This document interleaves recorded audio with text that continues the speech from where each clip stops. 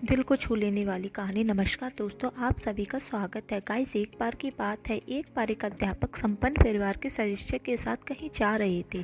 तो उस शिष्य को मजाक सूझा क्योंकि उसको रास्ते में एक गरीब मजदूर के जूते दिखाई दिए। उसने अध्यापक से कहा, गुरुजी, हम इन जूतों को छुपा दे तो कितना मजा आएगा। देखते हैं मजदूर पर इसका क्या असर पड़ता है। अब तो उसको मजाक सूझ रहा था, लेकिन गुरुजी ने कहा, गरीब के साथ इस तरह का भद्दा मजाक करना ठीक नहीं है।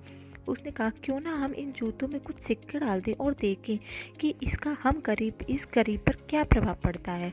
उन्होंने ऐसा ही किया। जैसे ही मजदूर अपना काम करके लौटा तो उसने एक पाँव अपने जूते में डाला तो उसको कुछ कठोर सा महसूस हुआ। उसने हाथ अंदर डाला तो उसे कुछ सिक्के दिखाई दिए। वह थोड़ा आश्चर्य में पड़ गया। आसपास किसी को देखा तो कोई भी दिखाई नहीं दिया। वापस उसने दूसरा पैर उस जूते में डाला तो वापस उसको कुछ सिक्के दिखाई दिए। अब दोनों जूतों के सिक्कों को उसने अपने हाथ में रखा और प्रभु की तरफ इशारा किया। प्रभु, पता नहीं किस भले मनुष्य ने यह सिक्के मेरे जूते में छिपाए हैं।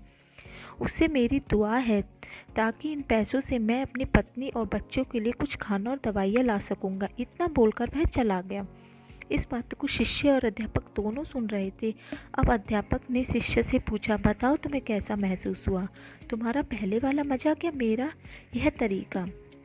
तो उसने कहा, गुरुजी, मैं आपसे क्षमा चाहता हूँ। अब मुझे समझ आ गया है कि सच्ची खुशी किस चीज़ में है। जब भी हम किसी का मजाक उड़ाते हैं तो हमें कुछ पल का आनंद तो मिलता है, लेकिन इससे हमें बद्दुआ भी मिलती है। लेकिन अगर हम किसी की मुश्किल परिस्थिति में मदद करते हैं तो जब हम दूसरों को खुशी देते हैं तो हमें सच्ची खुशी मिलती है।